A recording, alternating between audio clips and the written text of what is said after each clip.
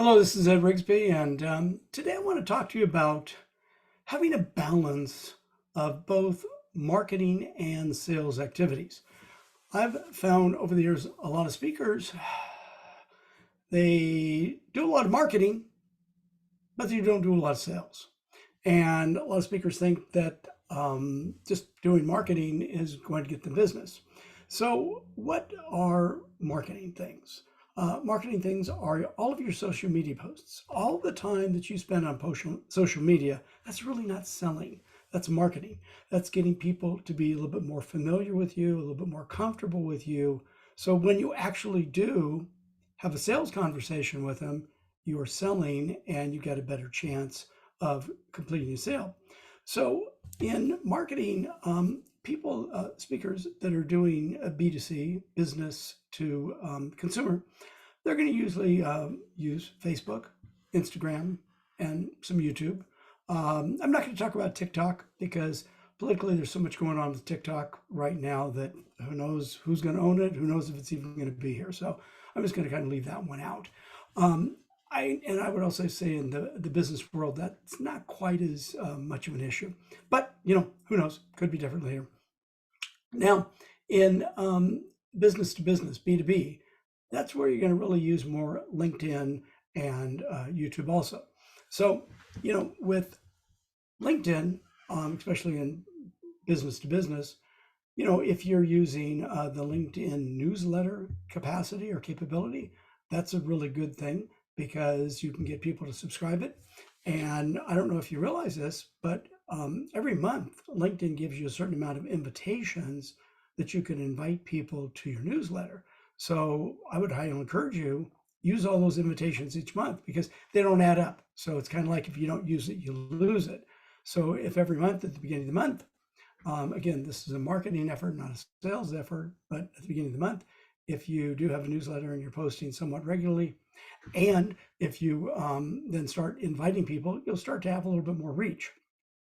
Now, also emails. Are emails marketing or email sales? Well, if you're just sending out mass emails, that's not sales, that's marketing. Also, if you're basically just writing articles and sending them to be submitted, that's not really selling, that's marketing.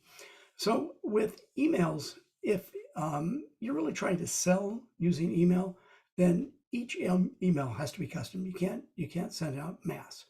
And with all of the conversations that I've been doing over the last couple of years with association decision makers, almost universally, they're telling me that they're sick and tired of speakers just spamming them with emails, not really understanding who they are, what they do.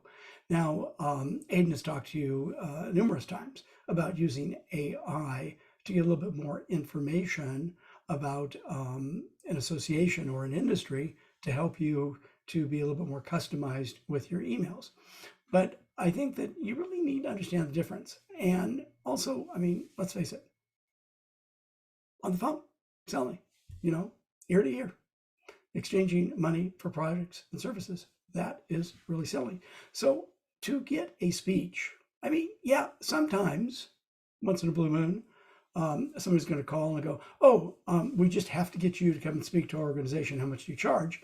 And that's not really selling. That's just taking an order. And in sales, there are farmers and then there are hunters. And as you might guess, farmers just sit at the phone and wait for orders to come in. Hunters are the people who go out and make sales happen. So if you want to just be a farmer and sit and wait for the once in the blue moon phone call to come in, that's great, but much better to be a hunter. So if you are actually making an effort every day to, quote, hunt, that's going to really yield you a lot of benefit. Now, you don't have to be on the phone like 10 hours a day or even 5 hours a day. If you were just on the phone an hour, maybe two, an hour, maybe two a day with your outgoing efforts and then any additional time doing follow-up, and making these calls, it's going to yield a lot of benefit. Now think about it. The system that I've been talking to you about for years is what you want to do is go through the editor, give the editor your articles as the relationship bank deposit before you hang up, ask the editor, oh, by the way, who's the decision maker? Make sure that you've got the decision maker and not the logistics person. And then let them help you to get to the decision maker. When you get to the decision maker, there's a lot of different approaches you can take. My recommendation is you take the approach of, introducing who you are, explaining that you understand that your industry is going through these challenges. You've given articles adapted from your book or not to the editor to help your members, and you ask the decision maker, hey, can you tell me how to get my name in the hat to be considered in the future for speaking engagements?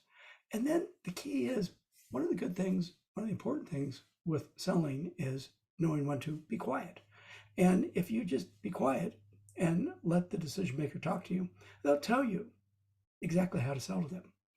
One of the things that the association's executives have also continued to tell me is, they'll talk to a speaker and they'll say to the speaker, yeah, it sounds good. I think that we can do something. Call me in 6 weeks.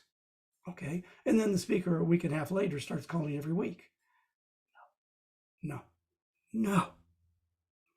That's not the way to do it. So I know that everybody, you're in a hurry, you want to get bookings, you need to create revenue, but all that's going to do is create enemies. So what you want to do is find out from the meeting planners, okay, how do you want me to sell to you? You want me to call you in? You want me to email you in? And, use your CRM, customer relationship management system, to keep track. So I think what you want to do is you want to have a balance, as I said at the very beginning. In other words, you can't just have all marketing, because that's not really selling. And yes, there'll be a once in a blue moon order that'll come in, and you can play farmer and take that order. But also on the other side, you can't spend your entire day just selling without putting yourself out there in the marketplace as a subject matter expert.